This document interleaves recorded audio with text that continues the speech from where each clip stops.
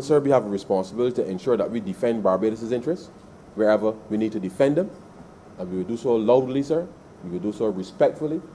But the reality is, the international business sector, of which some of these insurance companies that I'm going to get to in these amendments, sir, are part, it is critical that we put in focus the fact that with a rapidly evolving global economy, as a country, and I want to say at this point, sir, we have, as regulators within the space, whether you're the central bank, sir, whether you're the BRA by way of taxation, sir, whether you're the immigration department, sir, whether you're Invest Barbados, whether you're CAIPO, or any of the other agencies that are involved in regulating commerce and business in the country, Barbados' mission, sir, is to do as much global business as possible. And therefore, the way that we now have to approach these things is not in a siloed way, but we now have to regulate for growth. We have to regulate to engage the world. And we have started that process, and I know that under the Honorable Prime Minister has been focusing on how do we deconstruct and reconstruct many of those processes and regulations that we have across the board. And the Honourable Member, certainly for St. Michael South Central, sir, has been doing some quite important heavy lifting in order to ensure that we can pull the various agencies of government to examine, sir, every single element of what we do and how we do it, with a particular focus not just on international business, but on business, sir. So that whether you're a truly Barbadian company or someone who chooses to move their business to Barbados, sir, that we can actually do business as seamlessly as possible. And the government is committed to that. But there's an element, sir, where even in the private sector, there's a need for elements of the private sector to equally, sir, deconstruct and reconstruct their processes to ensure that the efforts that the government will be undertaking, not just from a legislative perspective, but certainly by way of process within agencies, the various regulatory bodies, that as the government is moving, that the private sector and those service providers who have been complaining for years about government not moving, but the government moving now. And if the government moving now, it means that everybody else got to move lock, stock, in step, sir, to ensure that we get Barbados to a place where anybody could do business in Barbados easily, sir. And we are committed to doing that. And trust me, sir, it is not the most, I will use the Prime Minister's word of unsexy, sir.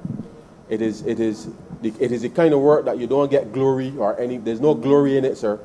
But it is critical work to go through exactly what has been the thought process with respect to why we just do things the way we do things.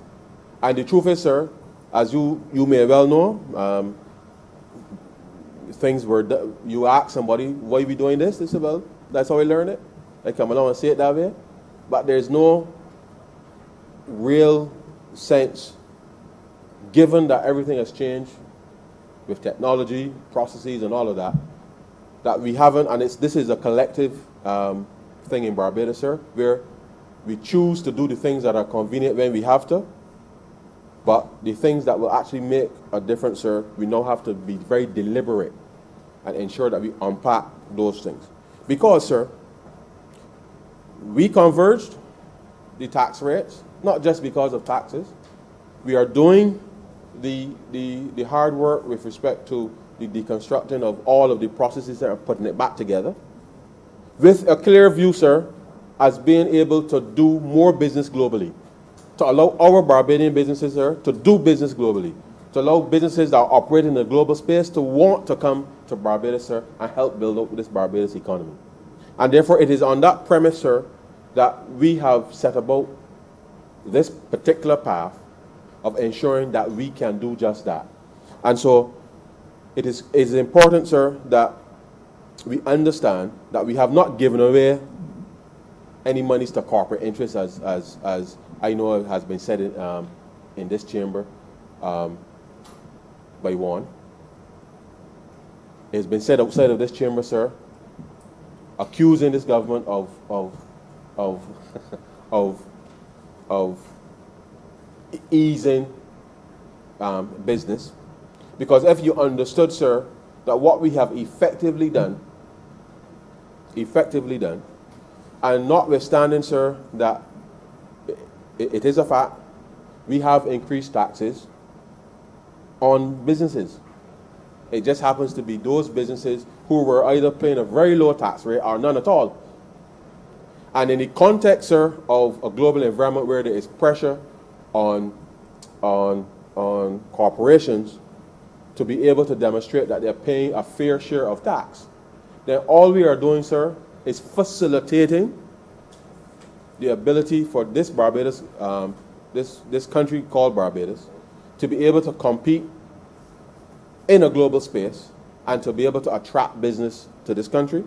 And if we can attract more business, sir, which means that the way that we regulate has to be, in a sense, sir, together. So the central bank can be doing something contrary to what immigration doing, contrary to what BRA doing, contrary to what CAIPO doing, contrary to what anybody else that may come, the FSC is doing, sir. Everything has to be seamless, so that at any point that an entity engages any of those regulators, they pretty much, sir, have to hear the same thing.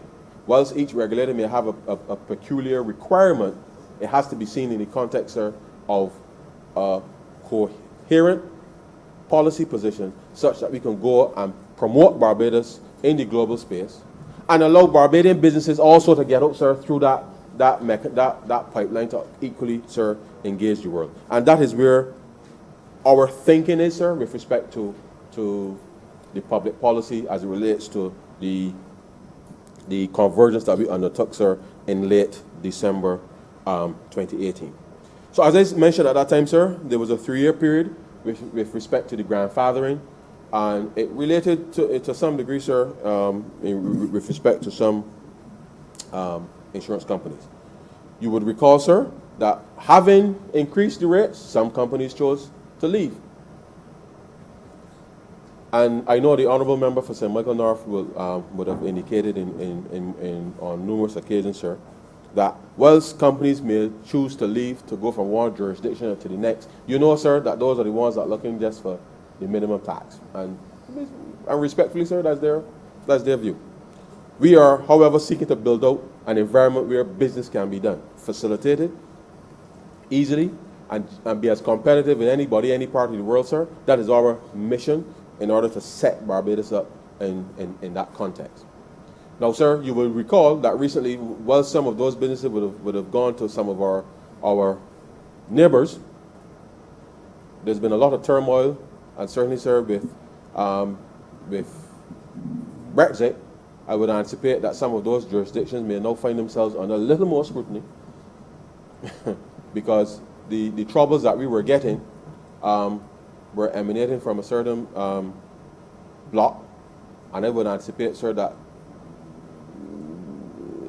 there will be greater scrutiny on some of those jurisdictions. But let me point out, sir, that whilst during this pandemic, tourism was significantly impacted, it was the government's view as we started this process, sir, that we wanted to ensure that we keep building out, sir, the capacity within the business space in order to attract more business. And you would recall, sir, that we were mentioned on a list just a few weeks ago by the EU, which certainly sent a shockwave across the bow. Because whilst we were saying to ourselves, sir, that, and the truth is, sir, is like hitting a man when he's down. But nevertheless, we will get up and dust off ourselves, sir, and move forward. But the reality is that it meant that some businesses could not complete transactions because Barbados now was on some list in the midst of a pandemic. So imagine yourself, sir, trying to engage the world as a company, as a country, as a company, and now you find yourselves where people ain't taking money from businesses because somehow they view Barbados as this place that is some threat to the stability of the European Union. Now, sir, as I say to you, all of this thing is predicated on data. Yeah? Data. Now, there's a concept called M3, sir, the money supply, which is only about $10 billion or so for Barbados. 10 billion Barbados dollars, which is just 5 billion US. Now, the truth is, sir, that is our money supply that pretty much circulates in the economy on an annual basis. The truth is, sir, we would love the money to circulate faster, so the faster money is turning over, sir, is generating more money, and therefore it means demand. But the reality is that I find it particularly difficult and challenging to understand how for a small economy that only has a money supply of 10 billion Barbados dollars, approximately 5 billion, just over 5 billion US dollars, how that could be a threat to any jurisdiction where trillions of dollars, sir, trillions of dollars are in circulation across that space. Because the truth is, sir, if we wanted to hide something, you're not going to hide something in the middle of a place that is pretty much barren. Because in comparison, 5 billion US dollars compared, sir, to trillions of dollars that are circulating, whether in the EU, whether in the United States or any other jurisdiction, sir, certainly it's easier to find money circulating in Barbados than it is to find money circulating in jurisdictions where you have trillions of dollars in circulation. And therefore, it really does boggle the mind how one could reach such a conclusion. Now, the truth is, sir, whilst we know that rationally that is the case, it is the reputational damage that these things create angst for us and for companies that operate in our jurisdiction. So we have always been on the front expecting or knowing that at any time somebody can change the goalpost on you and just drop your name in a report without any real understanding that, well, I'm assuming that there's no real understanding, sir, that they don't understand the impact that will have on the operations of the economy. Let me assume that. But the reality is, in this environment, sir, and certainly in a COVID environment, and trying to respond with a broader fiscal stance, it is critical that Barbadians get an appreciation, as well as others, that we need, in the absence of tourism, we need to ensure that we can continue to build out, sir, the other elements with respect to the business environment, such that we can keep this Barbados economy, sir, at a new level until such time as the rest of tourism and the rest of the world certainly normalizes. And that is important, sir. So I have to underscore the importance, sir, that this particular part of the business sector, how critical it is. It has always been critical, as I mentioned to you, sir, that it represented almost 2/3 of the corporation tax revenue 2007, and it declined rapidly because companies left and a whole host of other reasons. But it is even more critical now, sir, with respect to our ability to respond to the demands that are now placed upon us in this COVID-19 environment. So it is critical that we secure and protect that part of the business community whilst we pivot to try to expand its reach.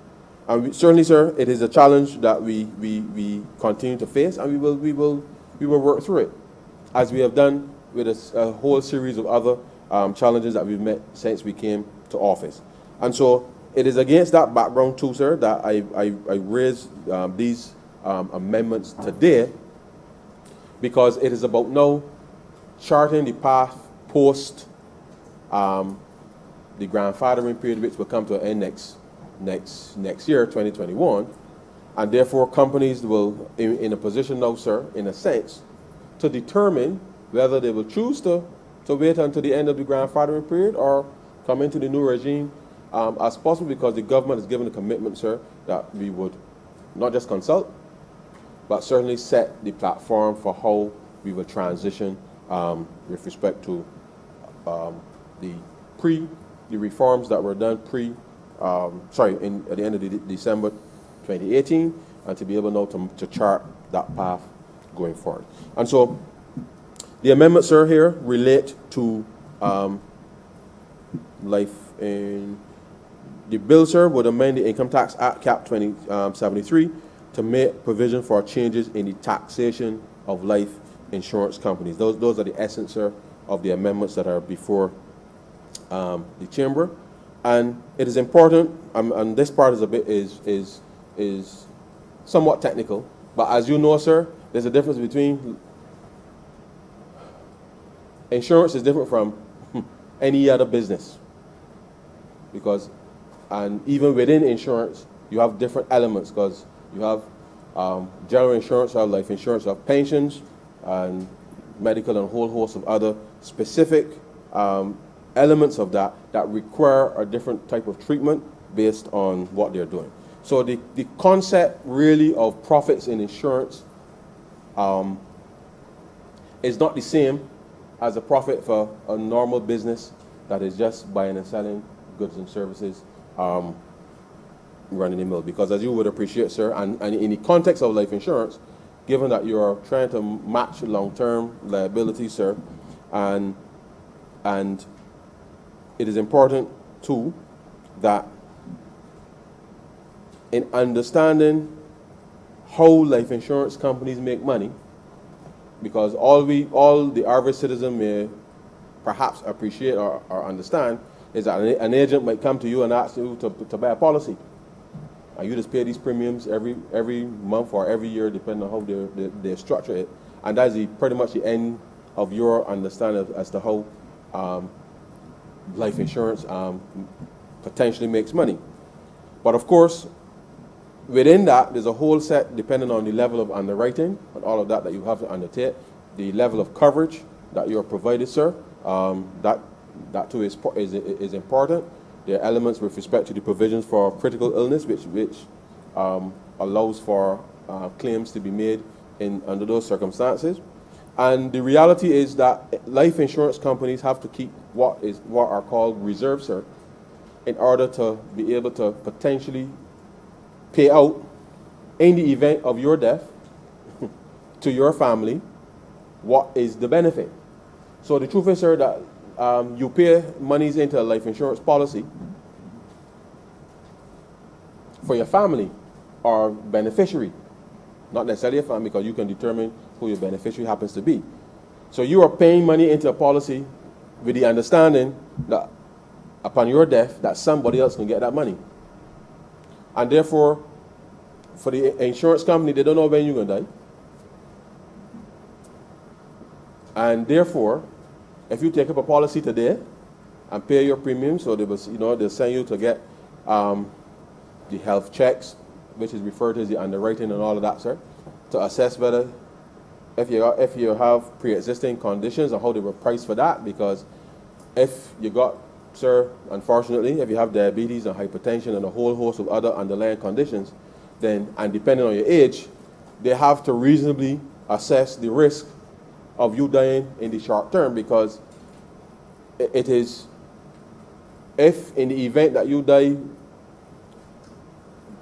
within the first year, 2 years, 3 years, sir, then the insurance company will not have gotten enough money really from you, sir, relative to the claim that you are taking out with them, that they don't have to disperse to the beneficiary.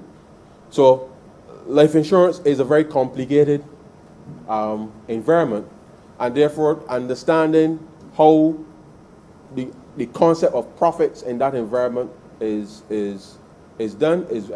calculated, sir, or assessed, is very different from a company that just going to have the cost of selling a few items today and the profit or the revenue that you may get in that particular period, and you know the difference between the revenue and the cost is your profit, and therefore you whatever allowances are made, you can do that. For life insurance, it is not as straightforward as that. So life insurance companies, sir, have to hold reserves in order to give the company and the regulators and everybody the assurance that when the time comes and of all of our passing into another life, that they have enough money, sir, to be able to pay the beneficiaries of the policy. Now, I'm not going to rehash the whole thing with CLICO, because there's another bill which I will deal with that particular aspect this afternoon. But the reality, those reserves are critical to understanding the capacity of the life insurance company to be able to pay.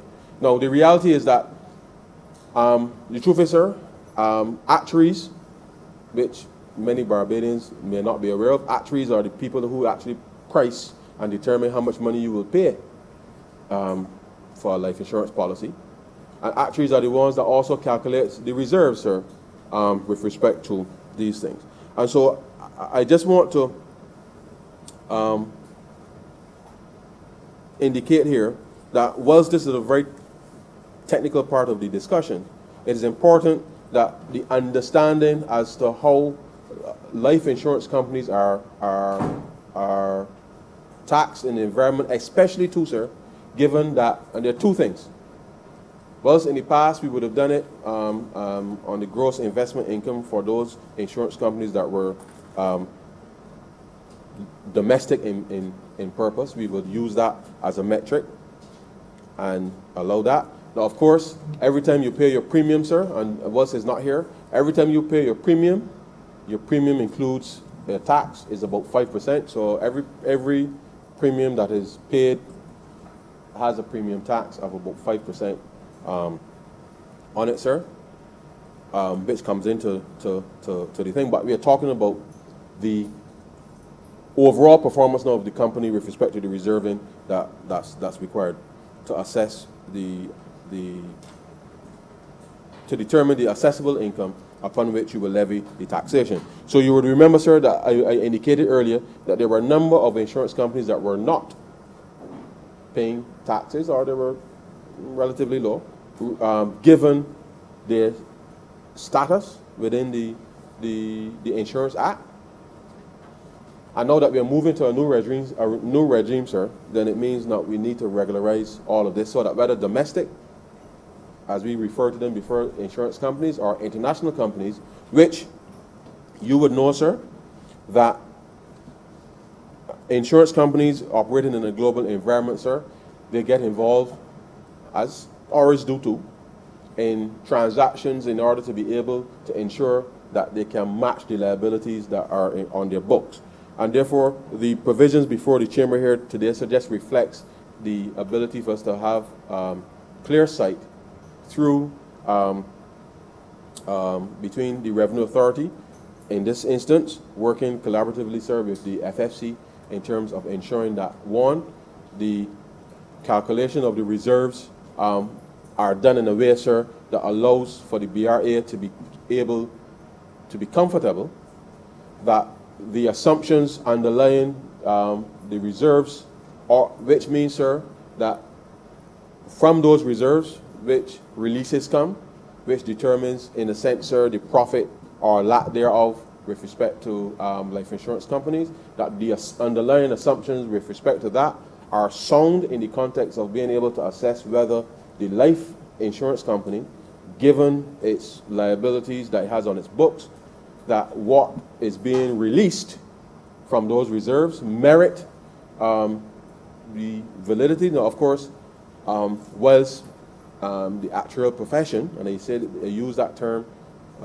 deliberately, have a certain code of conduct, sir, with respect to how actuaries will do these calculations, and in the context of not just the company, but the fiduciary responsibility that actuaries have for life businesses, in the same way that an engineer, sir, who is constructing a building will normally certify that the methods and techniques and the materials and all that that's gone in, that it is structurally sound and executed in that way. An actuary, sir, has that type of responsibility in the calculation of not just the reserves, but certainly in the context of the pricing that will lead into the policies that are issued. Now, so it's important that we understand that we are now in a position now where we are shifting from what is gross investment income with respect to life insurance companies to net income. We will be allowing obviously deductions with respect to reserves in the context, reserve releases in the context of the calculation for the assessable income for life insurance companies. So I will go through now, sir, just for completeness, the provisions that we're making here, but I wanted to set the context for why we are making these adjustments now, because in the context of the grandfathering period coming to an end in 2021, we wanted to ensure that we settle this policy framework now, as we gave a commitment to do, such that we don't have so that companies who are operating in Barbados will know what the lay of the land is, sir, and therefore we can, on passing these amendments, we can then move to the next stage of seeking to go out into the marketplace and, as I said, sir, truly start to, not just for insurance companies, but certainly for the rest of the business community, having settled the policy framework with respect to taxation, that we can then go and promote Barbados, not only on the basis of tax, but certainly, sir, on the substance which a number of our professionals offer to companies globally, such that we can start to build out. Now, the truth is, sir, this was always part of the plan, but of course, COVID has kind of made it even more important for us to move forward with haste, because until the tourism part of the economy and certainly the travel part of the world economy, as I said, sir, you go to any metropolitan city and you would understand immediately that it is tourism that drives those local economies. So New York, Paris, London, sir, Frankfurt, Berlin, you name it, sir, all across Europe, Toronto, sir, it is tourism. It is visits by people from all over the world, sir, that drives those economies. And therefore, until travel comes back, Barbados is no different to those economies. And therefore, until we can get travel started back, we now need to ensure that we move forward with vigor, because it is easier, obviously, and I say easier. We can attract more. We can still attract business, but we have to attract business in the context of the rules and regulations that we are pursuing. So, just permit me, sir, to just go through very quickly the amendments in the bill, just for absolute clarity. If my iPad was okay. So clause 2, sir, speaks to, says with effect from income year 2020, in the case of a life insurance company, the amount of a decrease in the actuarial reserve stated in the income year of that life insurance company in the income year. And so therefore, sir, what we are saying here is, as I said before, the amount of reserve releases and how that is assessed, sir, is going to be critical with respect to the calculation of the assessable income for the insurance companies. Of course, sir, this is in the context of reading the entire rest of the particular section of the Act. Clause 3, sir, it says with respect to income year 2020, in the case of life insurance company, the amount of an increase in the actual reserve stated in the accounts in that life insurance company in the income year where the amount does not exceed the appropriate amount. And at S, with effect from income year 2020, where the amount of the increase in the actual reserves claimed by a life insurance company in the income year exceeds the amount, then in calculating the assessable income of that life insurance company, no amount shall be taken of the amount of the excess claim. Now, sir, we had conversations with the service providers as well as a number of representatives of the insurance companies, because as you would appreciate, sir, in moving, and as you will see in some of the following amendments, in moving through this, we have to take account for the fact that the global portfolio of insurance companies obviously they move relative to the market. Of course, insurance companies, like any other entity, have to invest in order to match those liabilities, and therefore it is important that, number one, the calculation with respect to the reserve on the basis of the actuaries, that is done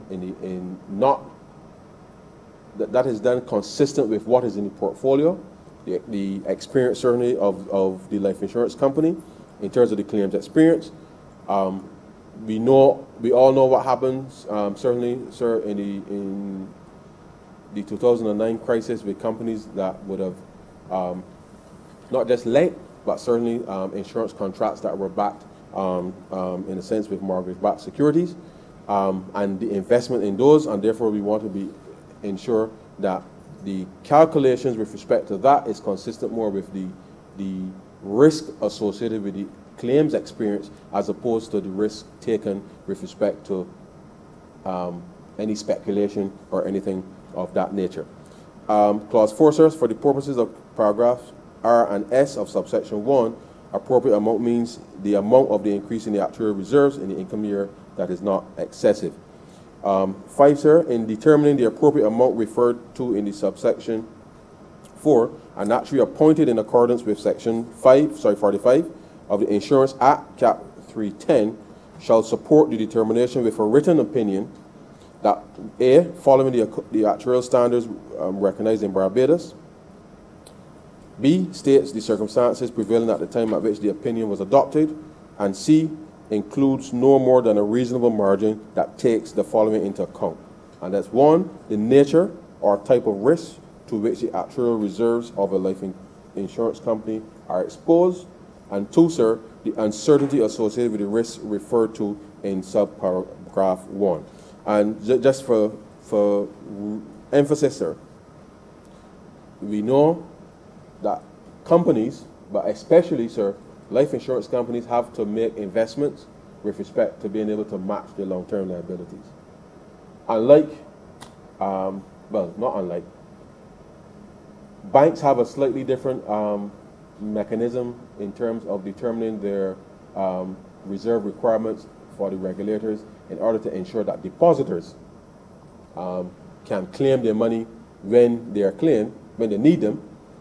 And part of the reforms that came out of the financial crisis, sir, was to ensure that large banks globally, that they separated the retail side of the banking from the investment side of the banking, so that the risk that was being taken by a company was segregated such that ordinary people who may have deposits in the bank can still go and get their monies without being exposed, sir, to the investment side of the bank. And the same is true here with respect to insurance companies, because, sir, whilst people are paying their premiums on a monthly basis, yes, we understand that those premiums have to be invested, but it is the manner in which those premiums are invested, the level of reserves that you're holding, what are you investing those reserves in vis-a-vis the other part of the portfolio that might be related to more risk taking. And we accept that, well, insurance is risk. So the whole concept of insurance is risk. And therefore, whilst the focus here is to ensure that where appropriate, that the kind of investment practices are being undertaken that will allow the actuary, in a sense, to indicate what is the level of risk associated with the portfolio. Obviously, in a written opinion, it's obviously calculated and done with a tremendous amount of data. I know that under IFRS 17, sir, and in the context of the EU, because I'm mentioning this in the context that with companies operating in a global environment, companies have to meet Solvency II requirements. IFRS 17 is the accounting standard with respect to insurance companies, and therefore there is a framework with respect to how insurance companies are expected to not just report or to meet certain regulatory requirements. The reality is, as we have seen in the case of what happened with CLICO in 2009, that the management, so whilst the actuaries have a responsibility to assess the risk on the books, it is the management, certainly of the company, sir, who have a greater responsibility now, sir, to ensure that policyholders, and then just let me reiterate, sir, that policyholders for a life company predominantly means that upon your death, there's only really a benefit paid to the beneficiary, but there's a commitment that once you pay your premiums, and even if you surrender, obviously there's always a discount for surrendering policies.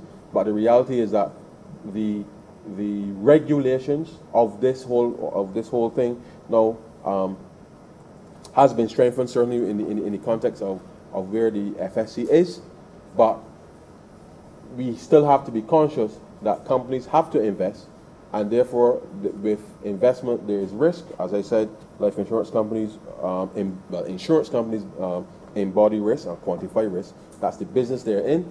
But what we're saying is we have to ensure that the calculations for the reserving and what is released and what isn't released or what have you has to be on the basis as to the underlying nature of the portfolio, and not only necessarily as it relates to the whatever volatility that may exist in the market. At the top of page 6, sir, it speaks to the, clause 4. With effect from income year 2020, in the case of life insurance, of the life insurance business of a resident insurance company, the accessible income of that company shall be calculated on the basis of its net income. Clause 4A.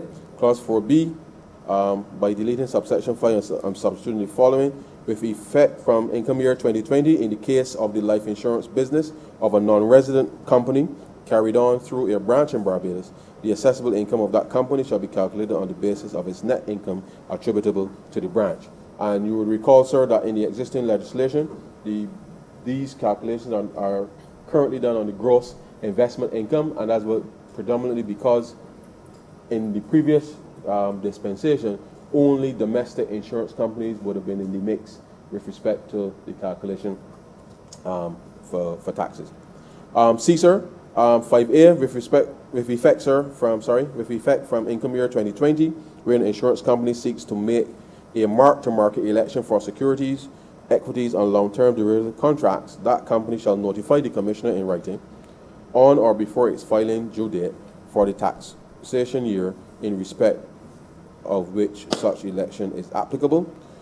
5B, where an insurance company makes a mark-to-market election for securities, equities, and long-term derivative contracts pursuant to subsection A, that election shall be irrevocable unless otherwise agreed by the minister. 5C, a life insurance company may be irrevocably categorized as a Class 1 or Class 2 licensee as defined by the Insurance Act Cap 310, subject to the approval of the Financial Services Commission, unless the business undertaken changes significantly. Now, let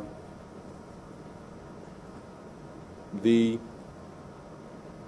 just finish this section and speak to the mark-to-market element. D, sir, the derivative contract means an agreement or an instrument that is a swap agreement, a forward purchase, B, a forward purchase or sale agreement, C, a forward rate agreement, D, a futures agreement, E, an option agreement or any other similar agreement, and includes an agreement or an instrument which derives its value from derivatives. Now, sir,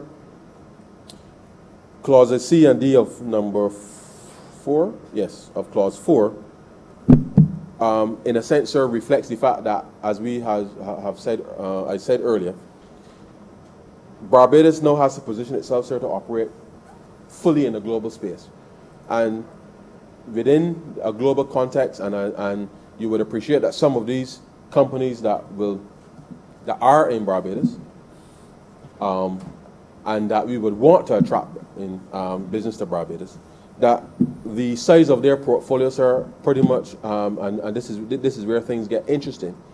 The size of some of these companies are pretty much is larger than the Barbados economy. And operating in a global space, sir, the size of some of these companies and what we're talking about by way of the kinds of derivative contracts, the kind of investments, equities and bonds that they hold are significant. And therefore, within that context, we would anticipate, sir, that notwithstanding the fact that the market is volatile, we all know that the elements of growth, if you like, and the fundamentals that go into what drives the market is data and information. Obviously, sentiment is also a critical part of this process, but for the purpose of the mark-to-market analysis, it really does allow for a better valuation of where the market or the valuation of those of the portfolio, rather than having what you would normally refer to, sir, as the book value component of it. And as with most things, sir, depending on where the market is at any given point in time, obviously there are days when the market is down, there are days when the market is up. But with respect to the valuation of the portfolio, whilst the mark-to-market element will form a critical part in terms of what the valuation is, we feel, sir, that operating in a global environment, that if we can attract enough companies, sir, to Barbados that want to do business from Barbados and to engage the world from Barbados, that not just life insurance companies as we have done here, but we have to accept that operating in a global environment, sir, comes risk. And therefore, with those risks, there are strong upsides. There may be some downsides for short periods of time. But I can tell you, sir, that more often than not, companies tend to have more of an upside than a downside. And therefore, we as a government, as a country, we have to be prepared, sir, to accept that there's a certain level of risk that you have to operate within. And whilst public policy has to be focused on providing, as we are doing now for ordinary Barbadians, the only way that we could effectively, over a period of time, provide the kind of services that we can for ordinary Barbadians is if we can open up the space, sir, and attract more business into the country, such that we can not just maintain, but improve, certainly, sir, the standard of living for Barbadians. And so these amendments this morning, sir, are critical to Barbados' transition, having converged our income taxes in December of 2018. This now will give those companies who were effectively in a period for grandfathering, sir, a forward signal in terms of where the public policy is with respect to that, to what would obtain. And therefore, as we have sought to do, you would recall, sir, we came to office. It was pretty much, sir, a baptism of fire where we had to respond quickly. We now feel that this gives us an opportunity to do a little bit of forward planning, which is what we would like to be in a position to do. And so we've worked hard over the last 2 years, sir, to get ourselves into a position, COVID-19 notwithstanding COVID-19, that we still have to give, sir, signals for forward planning as much as possible. And I believe, sir, that these amendments today pretty much holds faith with what that commitment has been to the government to give a clear forward view as to what the policy position would be from the government, so that people can go, sir, and make decisions with respect to what they're going to engage in or not. And whilst we are still in this pandemic, we still have to be very nimble. We have to respond, sir, to a number of challenges that are facing Barbados. I believe, sir, that having done a lot of the heavy lifting over the last 2 years, that this forms one element of how we will conduct ourselves, sir, for the country. And hopefully COVID-19 will pass quickly, sir. The world will get back on track, I hope, quickly. But we want to be in a position always, sir, from a public policy perspective, and to build confidence in what the government is doing, to be capable, sir, of giving a forward view as much as possible. And legislation notwithstanding, sir, and you know, sir, more than perhaps any other speaker, that we've been in this place many times, trying to ensure that we adhere to the good principles of good governance. And so These amendments, sir, I hope will find favor with members of the chamber, because, and certainly I hope that the public would understand the context in which we've brought these amendments today, and rest assured, sir, that we will focus on ensuring that there's much more collaboration amongst the regulatory agencies, because this is about Barbados. So if one regulatory agency is doing well and the other is not, the reality is that businesses interact with all of us, and we all have to make sure that we lift our game with respect to being able to respond. So with those very, very, very few words, sir,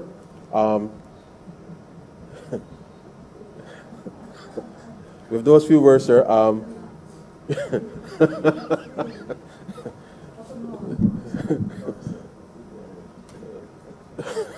sorry, sir. I was hearing something from you, sir. With those very few words, sir, I wish to commend these amendments to the chamber and beg to move that this bill be read a second time.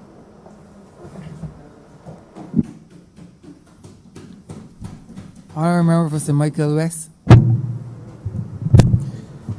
Thank you, Mr. Speaker. I believe the only reason why a person who is relatively quiet-spoken would be said to be making noise is because what he or she is saying echoes loudly the sentiment of the public voice or resonates very clearly in the bosom of the public. That's the only reason I could think of why it would be said that a person who's relatively quiet-spoken is given to noise making. Now, the Honourable Member for Christchurch East Central spoke for an hour, perhaps an hour, 10, 15 minutes without making noise. And I lay that to his credit. He whispered such that there are some important things I would wish that I had heard, which never reached my ears because of his whispered tones. Now, you and I both know, however, Mr. Speaker, that this government tends to respond to noise. Repeatedly, it has shown that disposition, that when noise is made in the public arena, its government responds. It feels prodded to respond. And I can mention all kinds of instances, but I will not want to take the hour and 10 minutes or 15 minutes that the last speaker took. But there are several important issues that have come up for public debate out there and which have been debated in here and which has rendered this government subject to a position where it felt forced to respond to the noise. Now, the honourable member who last spoke made several references to risk-taking on the part of insurers.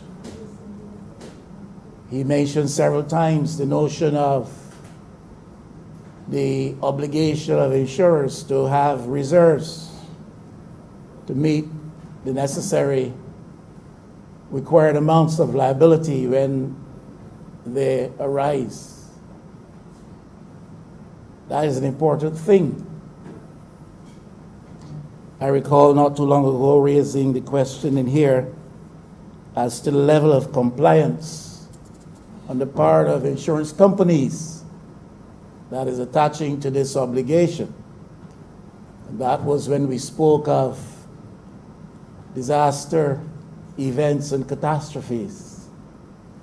The obligation to have a reserve fund that is laid on the doorstep of insurance companies was a level of compliance. I did not hear a whispered or shouted response on that occasion. I did not hear reference made to that, despite the repeated references to risk and liabilities and obligations of reserves on the part of the insurance company. I have not heard anyone suggest as to what the level of compliance is in Barbados.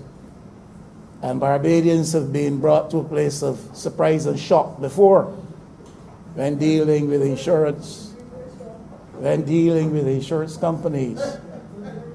And several of us are familiar with those things, and we would not want to know that we have to face that type of thing again as we go forward. But what is the level of compliance with respect to the obligation at the doorstep of insurance companies with respect to reserves?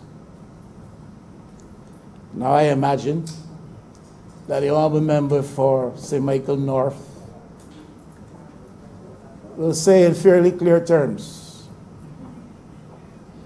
what the honourable member for Christchurch East Central failed to convey in his whispered notes. But the questions still have to be asked. We have been talking in this debate about the international business sector. And we all know very well what that has meant to Barbados in the past. Again, the last speaker made references to this, the level of contribution it made to revenues in Barbados, tax revenues as well as other revenues in Barbados. And I think when this administration came to office, there had been a decline in that sector and a serious decline and deterioration in the level of revenues generated through that sector, I think up to about $200 million. Now, this is a sector that has built modern Barbados. This is a sector which came out of the policy bosom of this administration in former years, and I think we were reminded of that today. But a sector which was given to serious decline for various reasons, some domestically identified and some to be associated with policy changes in Canada. But that sector declined. It built modern Barbados. It built much of middle-class Barbados. It built an economic sector in Barbados whose presence manifests itself in various middle-class developments across Barbados. So that was significant for us. Now, what the government has been clearly engaged in doing, and it has brought us to this parliament several times in this regard, is to treat it a matter of compliance. And the Parliament of Barbados, this honourable chamber, Mr. Speaker, has responded with alacrity and with repeated and sometimes long-lasting sessions to bring us into line legislatively so that they can be compliant. So we've been treating to the matter of compliance with respect to what some of the international institutions claim to be our obligations. We have treated clearly to the matter of corporate tax conversions, and much of what the honourable member for Christchurch East Central said revolved around that, the whole business of tax conversions. Now, case can be made that these things were necessary. But my question really is beyond compliance and beyond addressing the matter of tax conversions with respect to corporate Barbados. What else have we done to address the decline in this sector? What is the investment interest that has been identified? What is the investment indicators that are manifesting themselves beyond our eye of interest in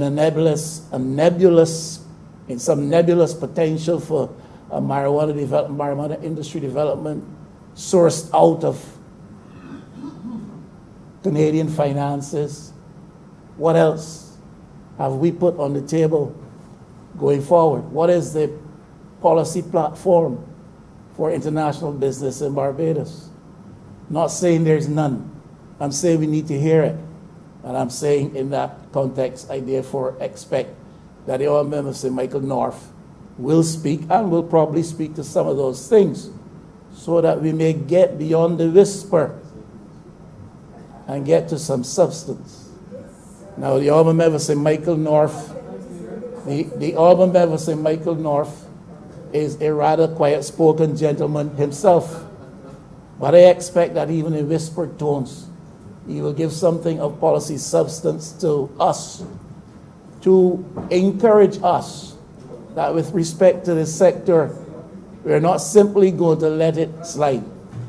This sector declined while the sugar industry, sugar sector declined. This sector declined while manufacturing had already been on serious decline and so forth.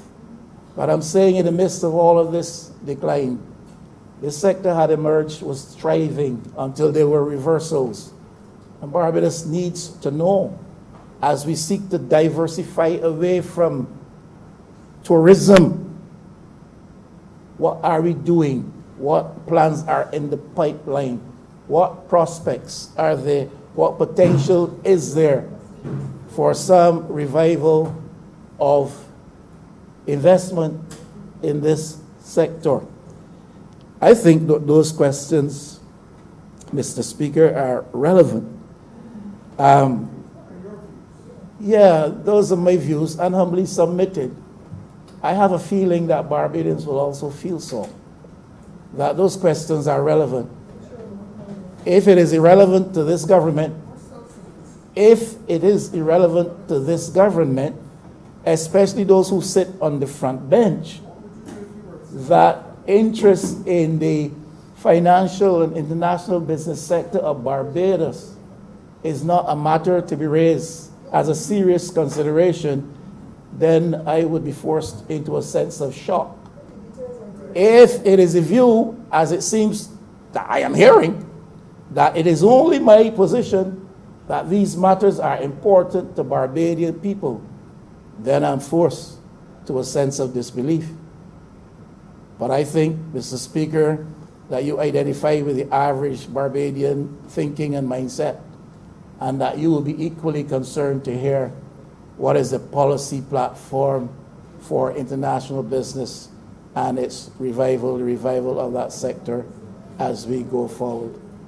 Now, if, Mr. Speaker, you rule this House with a wise and fair hand most of the time, and so if I am out of line in asking that question, please draw it to my attention. But I do not know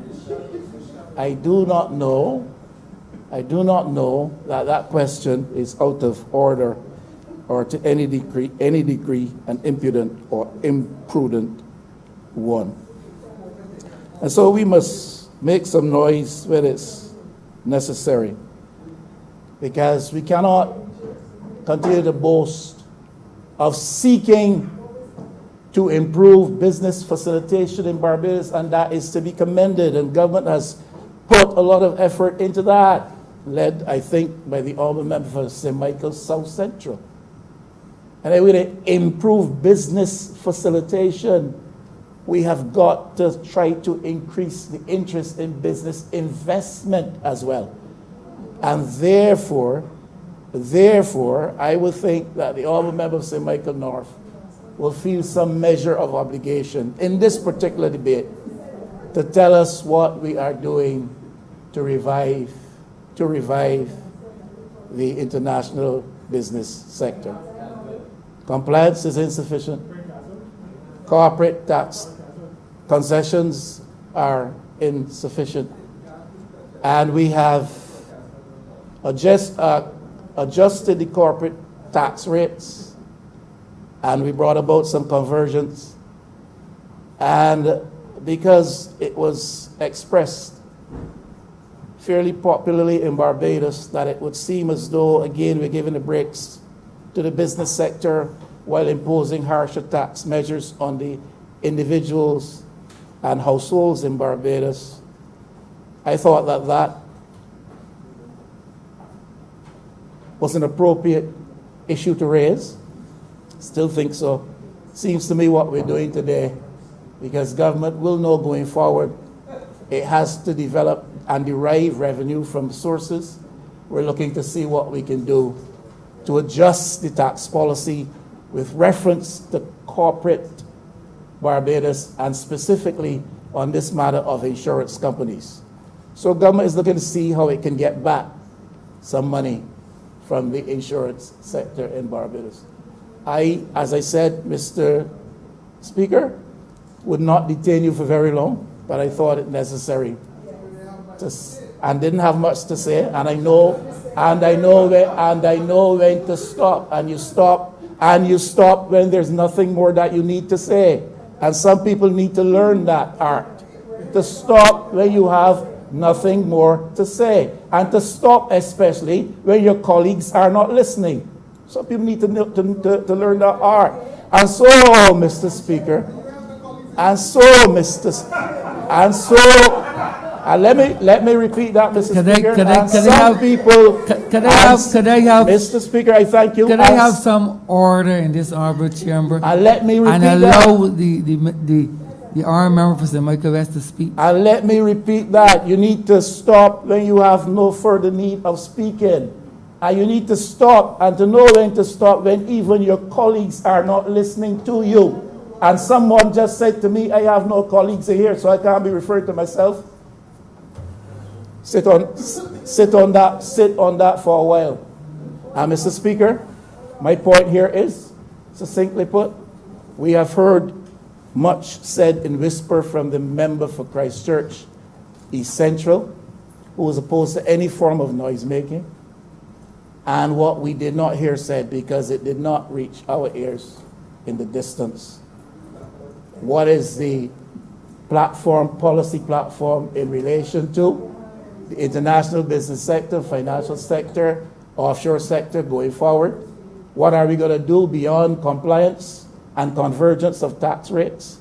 What are we going to do to attract investment and further interest outside of business facilitation, which is necessary and to be commended? And what are we going to do except casting an eye of interest towards some nebulous investment in marijuana deriving out of Canadian finance? That's all I'm asking. That's all I'm asking. And importantly, and where I began, what level of compliance is there with respect to reserves held by insurance companies in Barbados? I ask that in the interest of Barbados. I thank you.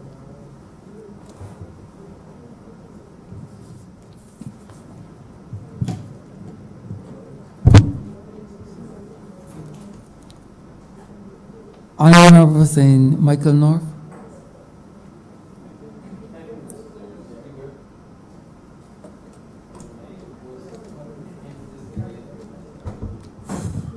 Thank you, Mr. Speaker. I propose to enter this debate to be fairly brief, but to lend some support to the excellent presentation, quite in-depth, of my friend, the honourable member for Christchurch East Central, and coincidentally, Mr. Speaker, my parliamentary representative.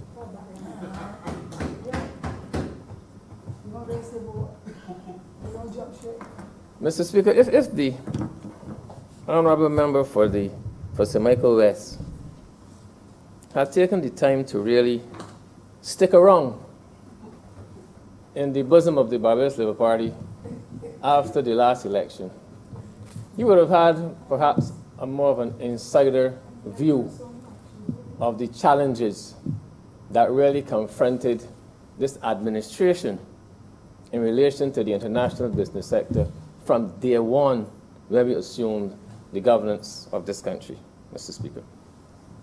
And there were really serious challenges. As the member said from Christchurch East Central, the first thing we had to do was to embark upon complying with a commitment that was made for us by a previous administration to disband a system, a sector, in effect, that had served us well for over 4 decades prior to us coming in to cabinet. That commitment, Mr. Speaker, that was made compelled me,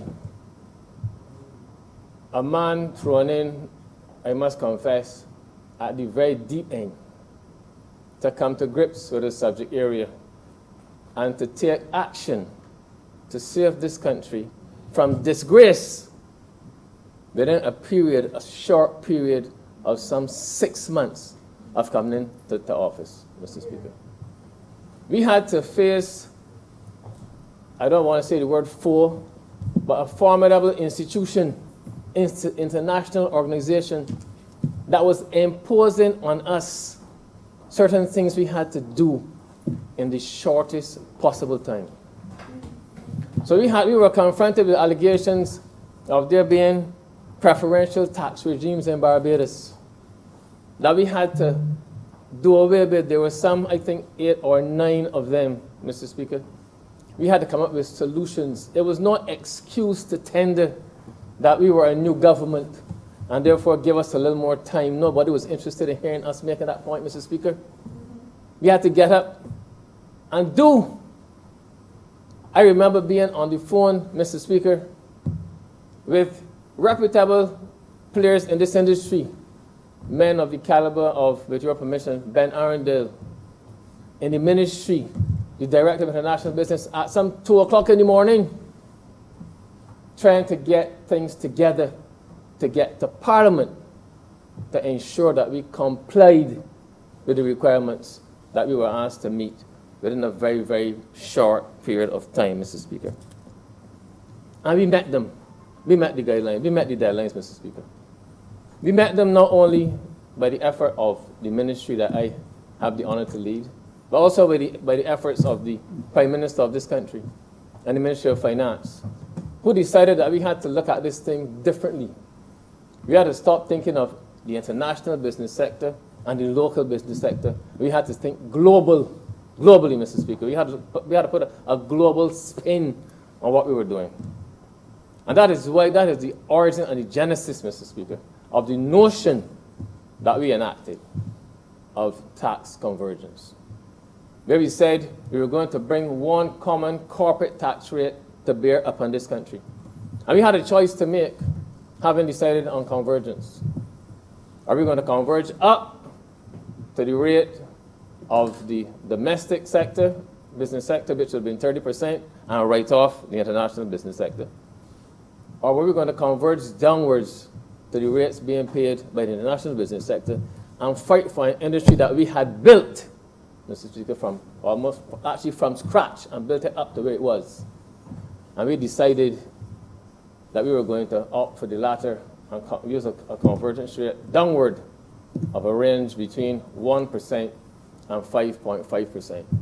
So I'm not going to stand here and be guided by someone who cannot even control his own party to come and talk about who has to say what. We went through the fight. We didn't run, Mr. Speaker. He ran. We did not run.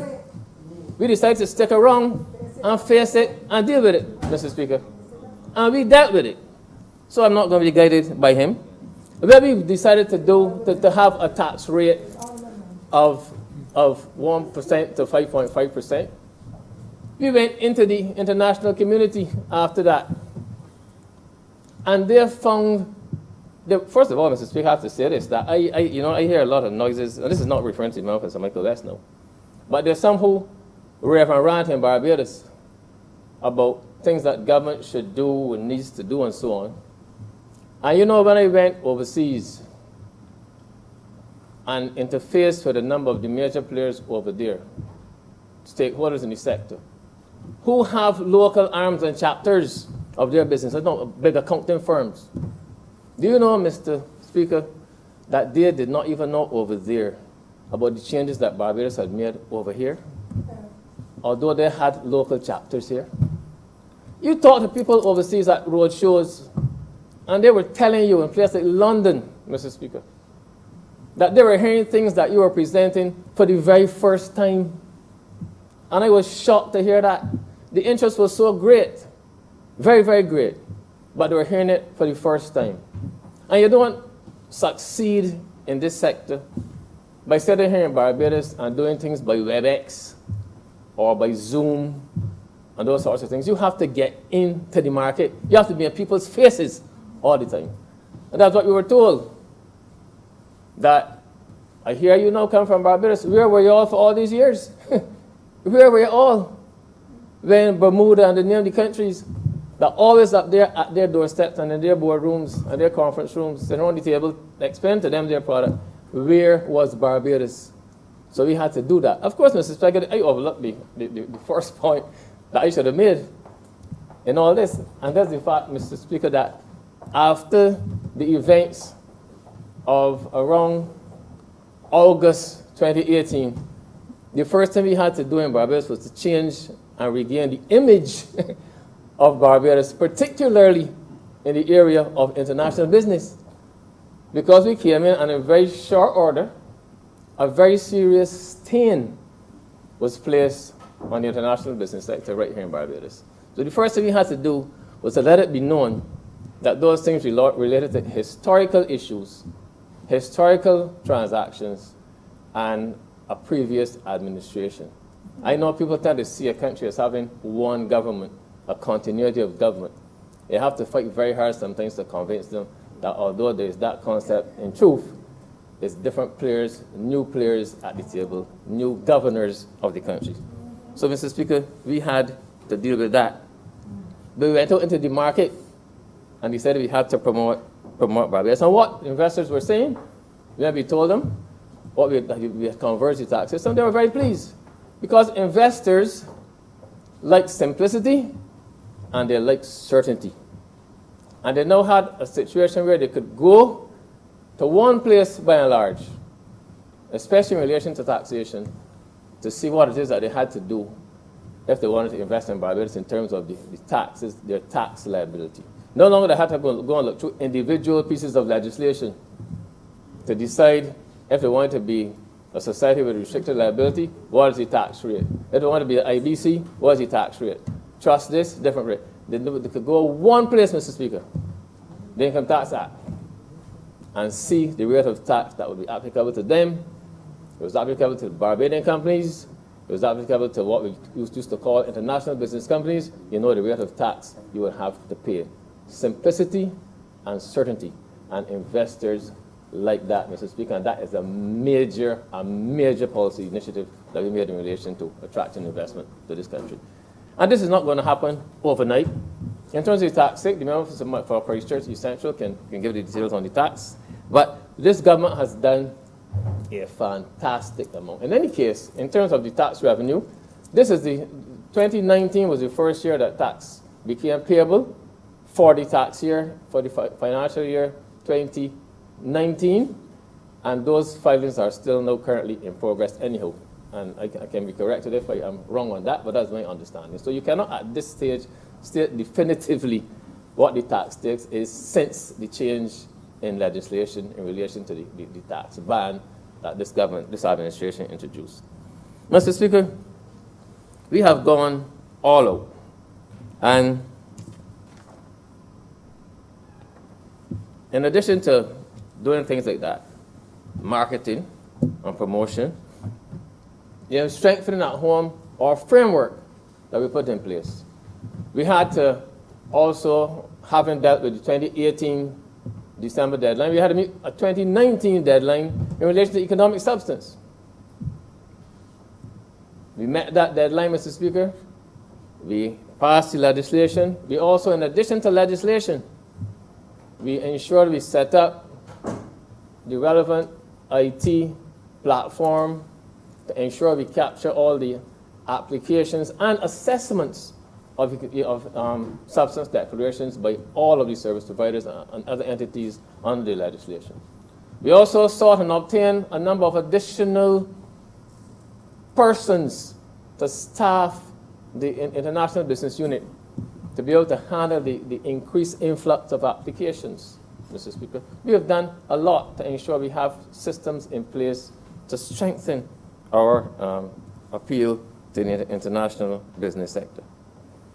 And we are going further in the International Business Unit now. We are now also going to make it that all applications being made by service providers for licenses or renewals of licenses, and we're also setting up a database system All of that now is going to be done online as well in the International Business Unit. So, Mr. Speaker, people have not been sitting idle. We've been putting systems in place to ensure we have a viable and presentable international business sector with all the supporting infrastructure, Mr. Speaker. So I maybe the member for St. Michael West is a good athlete. He may run.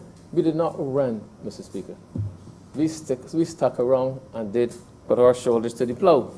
More recently, Mr. Speaker, and this was another major issue we had to deal with, we really didn't stand the chance of a ghost in hell with this one, where the Global Forum arm of the OECD had set out certain requirements to be done by the previous administration in relation to the compliance with the standard of the transparency and exchange of information standard, dealing with the issues of having current and reliable, up-to-date beneficial ownership information, and promptly exchanging information between the relevant tax authorities of Barbados and any other country that request information. And after an assessment was made in 2012 by the OECD on the previous administration, and then one again in 2015, more relevant to this point, they were specifically told that certain things had to be done by June 2018. We came into government on the last week in May of 2018. So to all intents and purposes, we were not the government. We had not even started to govern by June 2018, when certain things were supposed to have been done in relation to complying with that standard. Those things, Mr. Speaker, were not done by that deadline. We, a committed administration, shoulder to the plow, through you, Mr. Speaker, member for St. Michael West, shoulder to the plow. We set out to ensure that we could try to salvage it, but we knew we were up against an impossible task because the timeline had passed. But we still put systems in place, Mr. Speaker, to the point where last year we brought to this honorable chamber in a different physical location a whole set, a slew of legislation. And not only that, because the requirement is that you not only put legislation in place, but you have to also put systems in place to monitor compliance with the legislation. And like similarly, Mr. Speaker, we have again acquired additional personnel to be able to monitor now, do on-site inspections and the like, Mr. Speaker. But it having been done post-June 2018, we didn't stand the chance of a ghost in hell. That's the correct terminology, a ghost in hell? A snowball in hell. Sorry. We didn't stand the chance of a snowball or snow cone in hell, Mr. Speaker. So as a result of that, we were given recently by the OECD a partially compliant rating in relation to the compliance or failing to comply in the time stipulated with the standard in relation to transparency in the exchange of information. We intend to review that within the rules of the OECD. We have already indicated that we intend to have a review, a supplementary review, but the rules are that you can only have a supplementary review entertained a year after the original assessment, which was the 6th of April this year, unless there are exceptional circumstances which are not defined. So we have to wait, in essence, Mr. Speaker, a year before we have that supplementary review. In the meantime, the European Union lurks. They lurk as well, because they say that they make assessments and listings taking into consideration the position taken by the OECD in these matters. So they are due to have meet, Mr. Speaker, anytime, and God knows what they will have to say on it. But I hasten to add, Mr. Speaker, it is very, very painful and hurtful when you have to take the blame for something that you did not do and that you are not responsible for. But that is the position on that matter, Mr. Speaker, in which we find ourselves. But we have done everything as an administration that we could have done. So it is well with my soul, Mr. Speaker. It is well with my soul. Now, I hear the member for St. Michael West and some other members previously talking about this issue of compliance. You know, reality is reality. Now, I remember last year when there was the threat of Barbados being blacklisted, and eventually we were. for not giving a certain commitment that was required by a certain time. You just sought clarification on what it was they wanted us to do, to commit to.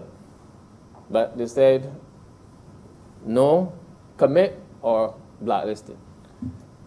A delegation was mounted to go through Europe to a couple of places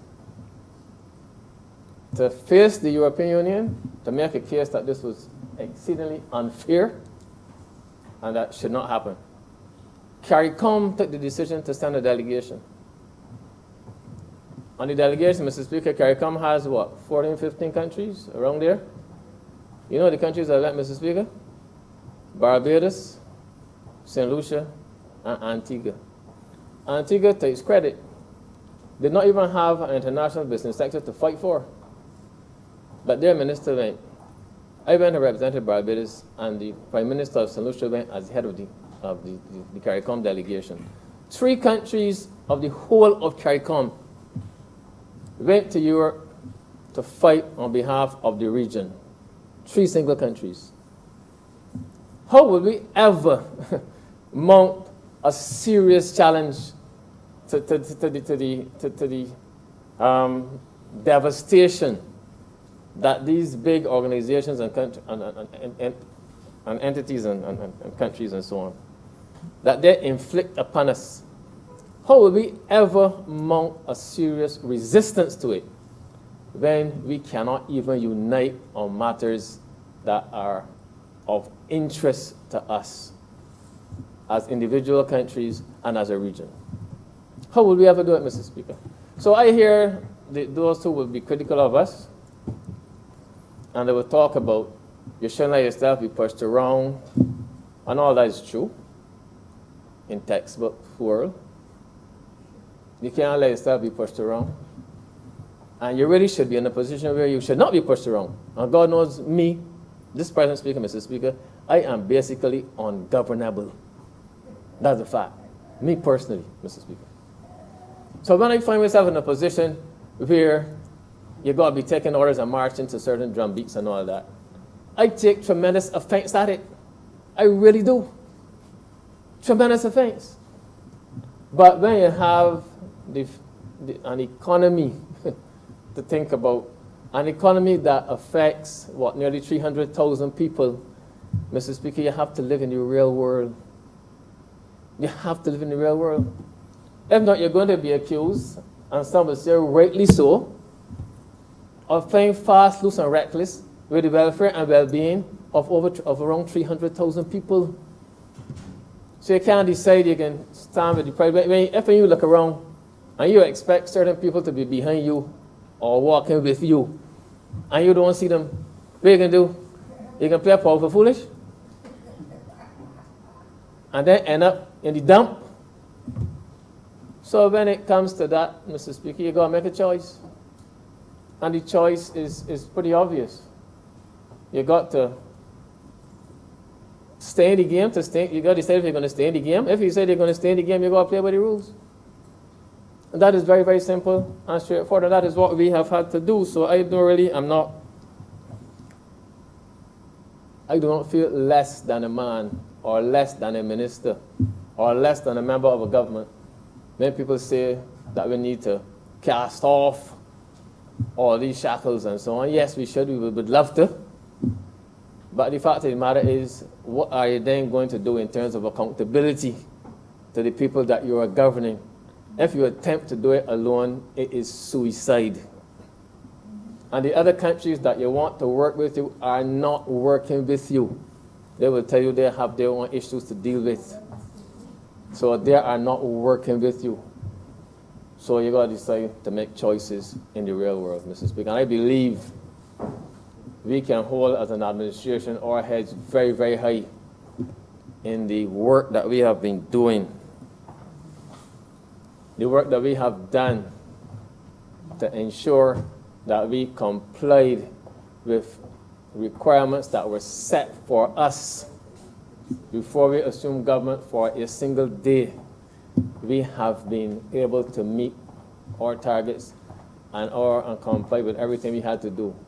And subject to the one issue, as you said, Mr. Speaker, that still looms, Barbados can say that we have planned well for the sector. We are now a force in the marketplace. Obviously, there's been a setback with the COVID, when you could not get into the marketplace. Obviously, there was a major setback. But that, again, we will hit the ground running as soon as the dust settles, and we can plan a strategy. Mr. Speaker, I am very, very proud of what we have done as an administration. I was quite elated to hear the member for Christchurch East Central this morning go into so much detail, even in relation to some of my own territory, but that is the nature of the game. But he spoke very well. And Mr. Speaker, I believe that this government is doing well. This same issue that the member for Christchurch East Central raised this morning, that's the primary object of the bill, which is the insurance point. I remember, Mr. Speaker, it was in Canada last year when I was on a road show, that one of the persons that we engaged up there from an insurance company, a large insurance company, raised that same point. And we were able, by being out there, to bring back the issues and communicate them. And as a result of that, with alacrity, the government has now moved on this matter. So, Mr. Speaker, we have outlined the things that we've done to get this sector up and running. It will, I would dare say, it will be up and running. It is performing as well as any sector in these circumstances can be expected to perform. And Mr. Speaker, I was very pleased to be able to get up and just speak for those few minutes, Mr. Speaker, and I am obliged. Thank you.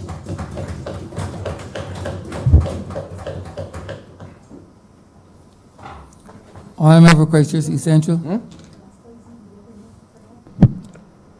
Thanks very much, Mr. Speaker.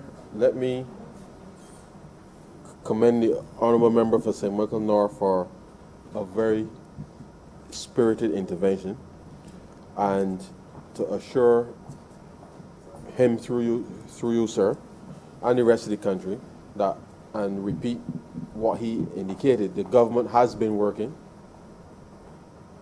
to ensure that we can respond to all of the challenges that this country faces. And like him, I would want to reiterate that had the honourable member for Christchurch, for St. Michael West stuck around, then he too would have been in a position not only necessarily as an insider, but as an informed citizen that will help to communicate effectively with the rest of the country the very serious nature of the challenges that we have been responding to from day one.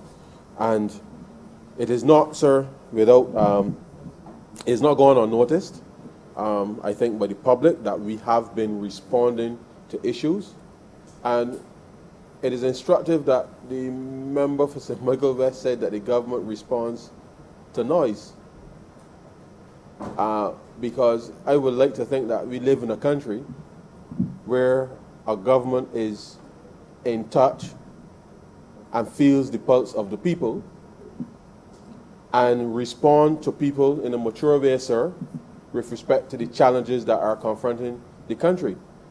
And therefore, as a matter of course, given that we were in a certain mode, sir, prior to election 2018, where we rubbed shoulders with the people. And we didn't do so just, sir, to win the election. We rubbed shoulders with the people to have a clear understanding of the issues confronting the country. And we have continued, sir, and he rubbed some of the shoulders too, sir. And we have continued, sir, despite dealing with the challenges, we have continued to rub shoulders with people in a slightly unorthodox way recently with Zoom and WebEx and all kinds of things, sir. Because as we have been governing, we still have to engage the people. And therefore, we will respond once we've been able to deal with the appropriate issues effectively from a policy perspective, and to put the mechanism in place, sir, that will allow the people to see that we just weren't out there rubbing shoulders because we wanted to get in here. We rubbed the shoulders, sir, because the country required its government to understand what was impacting the lives of people. And therefore, as we know, in the midst of this pandemic, as we seek to respond to those very urgent needs of the people, we equally, sir, have to ensure that whilst we're focusing on that relief in the short term, we still have to build out the rest of the economy. We still have, sir, to look forward to transforming this economy. And I know that may be a little difficult for some, and I think when the member for, the honourable member for St. Michael North said that the member for St. Michael West ran, he clearly wasn't up for the fight, sir. Because this effort on the part of the government, sir, has been sustained, and it's been 2 years, sir. 2 years of incredible work. And this is not about blowing trumpets or anything, sir. I believe, sir, and certainly in the last 3 months, I feel as if, sir, I've done more work than I did in the previous time that we were in office, sir. Because the situation demanded that all of us, sir, that we all dug deep in order to respond to what was clearly, sir, a crisis that if it got out of hand, sir, could undo the hard work that we would have done, sir, in the previous 18 months. And we set about, sir, trying to ensure that we can manage to keep people's dignity. The Prime Minister, sir, set about in the wrap-up to the appropriation bill, sir, the second reading speech, articulated the principles upon which we will operate, sir, in the short term. I know that, and there's been calls from all sectors, sir, and interestingly for ministers to be cut and all kinds of things, sir. But I know, and I want to single out the member for St. James Central, because I heard on the radio, sir, people saying that he should be fired because there's no tourism.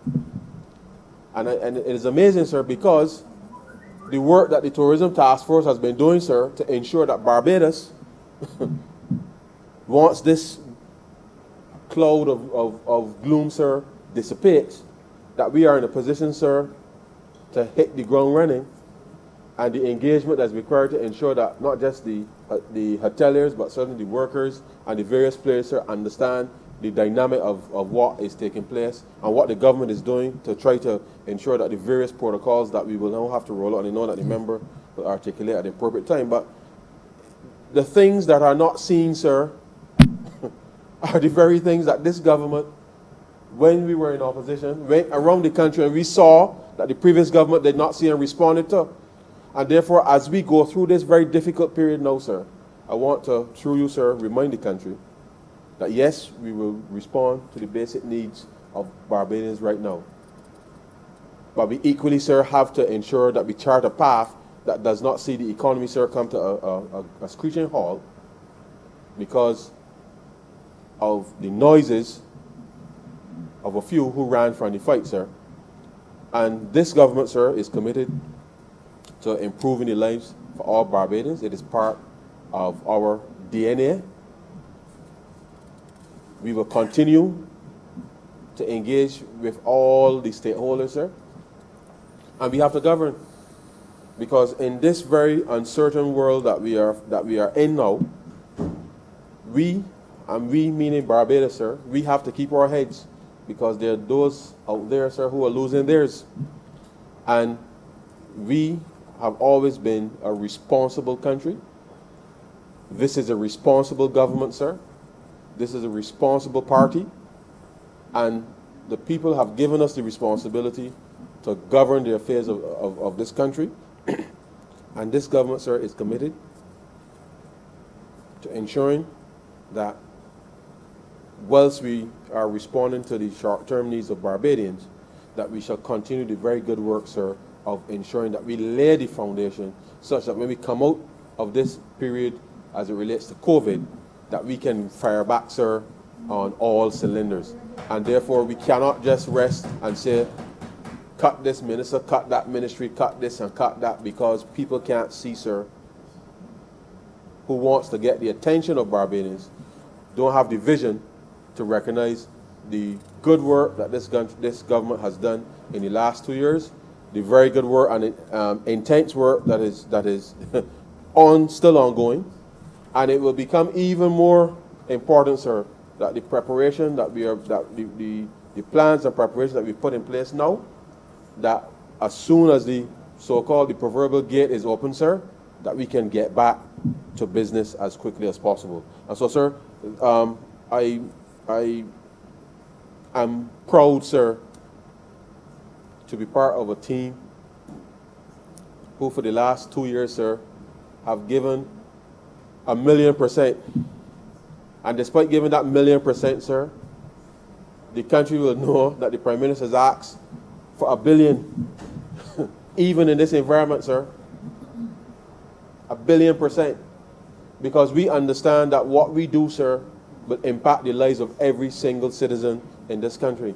And this government remains committed, sir, to ensuring that we can meet those expectations.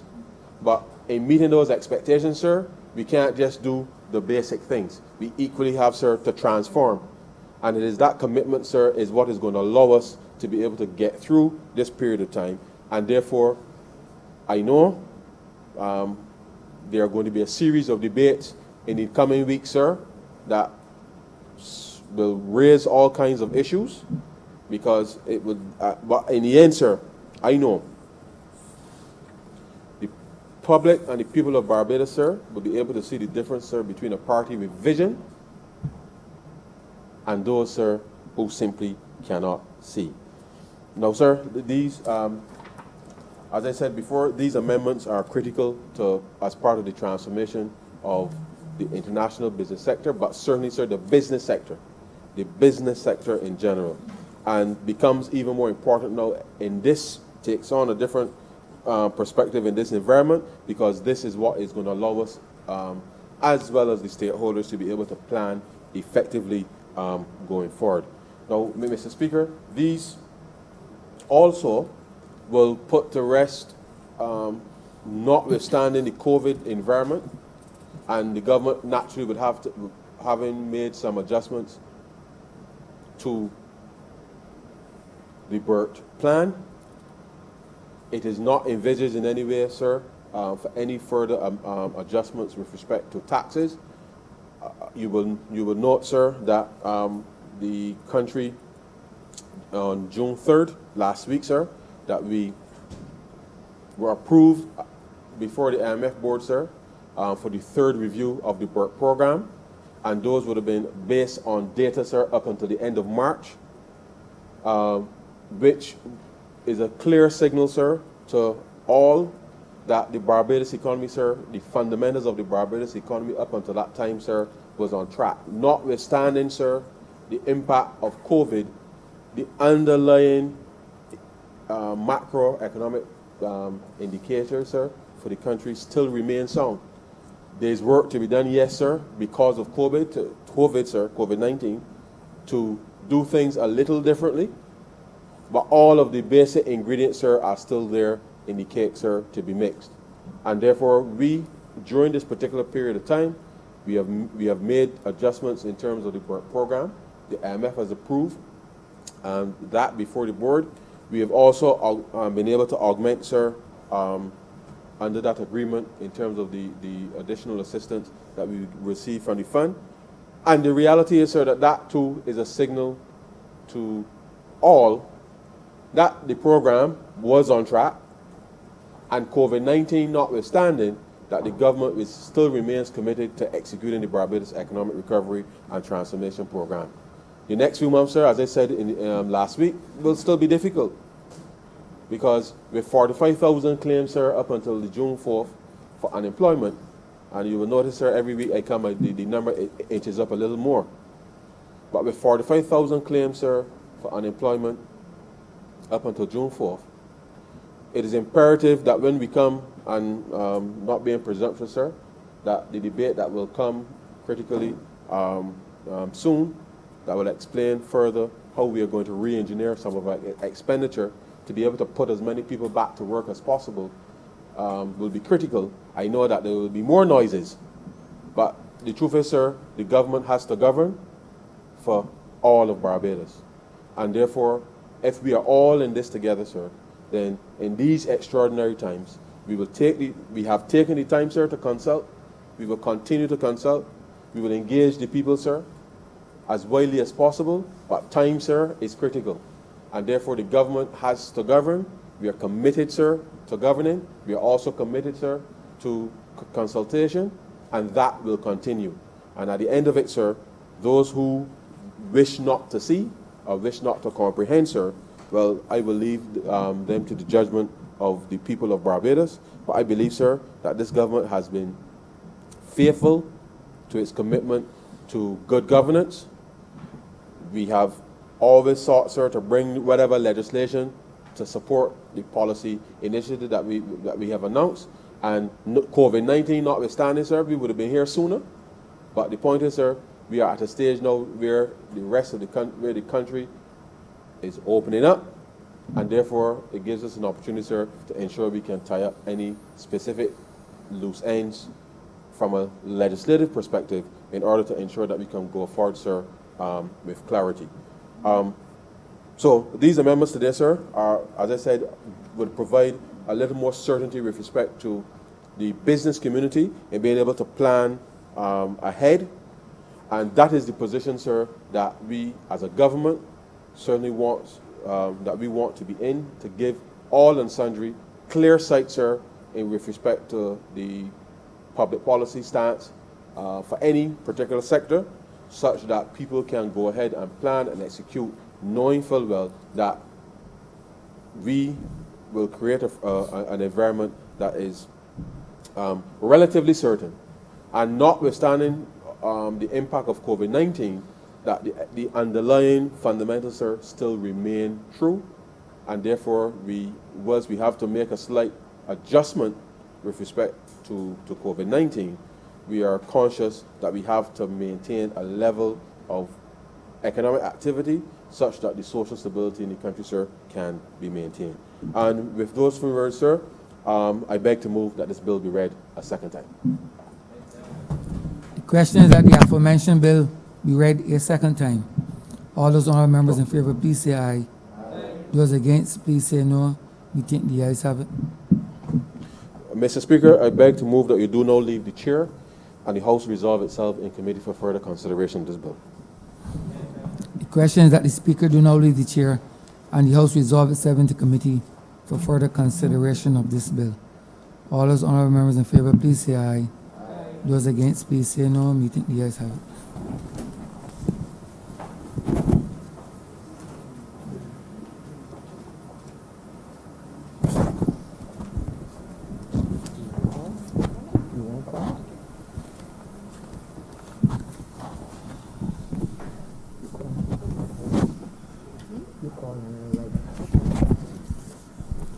This House is now in committee.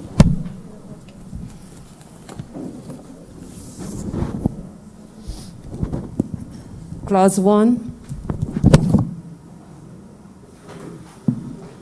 Madam Chair, I beg to move that Clause 1 stand part. Question is that Clause 1 stand par. All honourable members in favour, please say aye.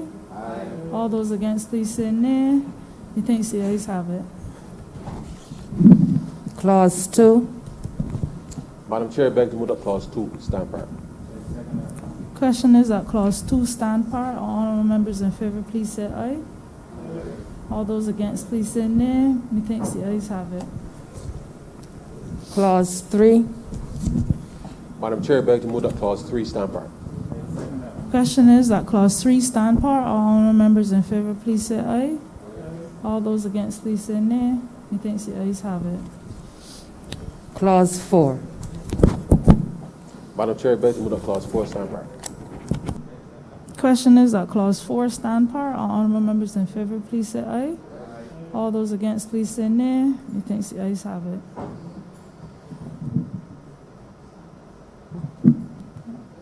Madam Chair, I beg to move that you do not report to His Honour the Speaker the passing of one bill in committee.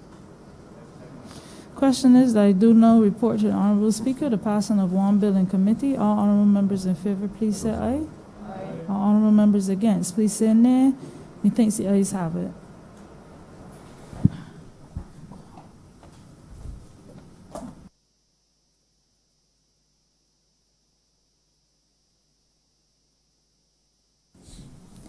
Chairman of committees has reported the passing of one bill in committee. Mr. Speaker, I beg to move that this bill be read a third time. The question is that the aforementioned bill be read a third time. All those honorable members in favor, please say aye. Those against, please say no. Me think the ayes have it. Mr. Speaker, I beg to move that this bill be now passed and cited as the Income Tax Amendment Number 2 Act 2020. The question is that the aforementioned bill be passed and so cited. All those honorable members in favor, please say aye. Those against, please say no. Me think the ayes have it. This bill is passed and so cited. Honorable Leader of Government Business. Mr. Speaker, I beg to move the suspension of the sitting until 2:30 p.m. The question is that the aforementioned chamber be suspended until 2:30 p.m. All those honorable members in favor, please say aye. Those against, please say no. Me think the ayes have it. This chamber stands suspended until 2:30 p.m.